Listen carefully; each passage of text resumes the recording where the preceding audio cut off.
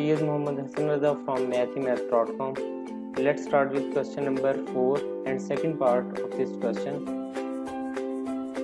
We have actually to simplify this question and we have to write it in a plus iota b. a plus iota b की form में हमने इसे लिखना है। ये question बिल्कुल इसी तरह से है जैसा कि अभी इसका फर्स्ट पार्ट हमने सॉल्व किया था।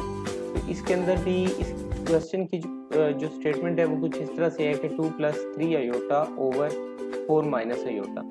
तो मैंने ये बताया था इसके फर्स्ट पार्ट में भी कि जिस वक्त हमारे पास डिनोमिनेटर में यानी बटे में हमारे पास आयोटा आ जाता है तो हम इसे यहाँ पे रैशनलाइज कर देते हैं। तो यहाँ पे हमने इसे रैशनलाइज किया। रैशनलाइज का ये मतलब है, मैंने बताया था कि ये यहाँ पे जब यहाँ पे डिनोमिनेटर के अंदर जो भी हो यानी 4 - आयोटा है तो हम इसका सिंपल कॉन्जुगेट ले लेंगे। कॉन्जुगेट का ये मतलब है कि ये आ जाएगा 4 + आयोटा, तो 4 + आयोटा से ही मल्टीप्लाई कर देंगे और 4 + आयोटा से ही डिवाइड कर देंगे।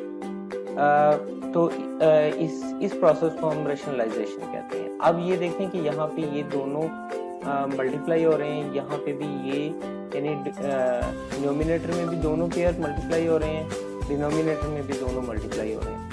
तो न्यूमिनेटर में तो कुछ इस तरह से होगा कि चले मैं इसे थोड़ा सा ड्रॉ कर देता हूँ। आप यहाँ देखें कि यहाँ पे ये जो 2 है इस 4 से पहले मल्टीप्लाई होगा, फिर ये 2 आयोटा से मल्टीप्लाई होगा, फिर इसी तरह से ये जो 3 आयोटा है ये 4 से मल्टीप्लाई होगा और ये 3 आयोटा फिर आयोटा से मल्टीप्लाई होगा। तो चलें इसे करते हैं।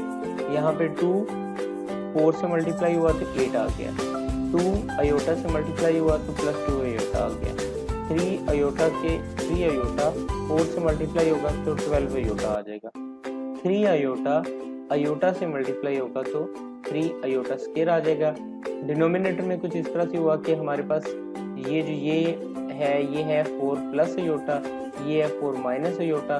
तो अब हमारे पास यहाँ पे सिचुएशन कुछ ये बनी कि ये है हमारे पास a + b और ये है a - b।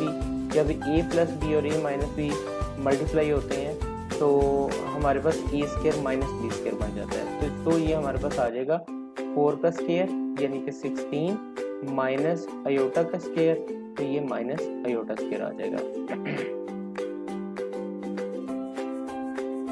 अब नेक्स्ट स्टेप में यहाँ पे अगर हम देखें तो यहाँ पे 8 इसी तरह से आएगा, 12 आयोटा + 2 आयोटा 14 आयोटा हो जाएगा, यानी कि 12 + 2 14 आयोटा आ गया।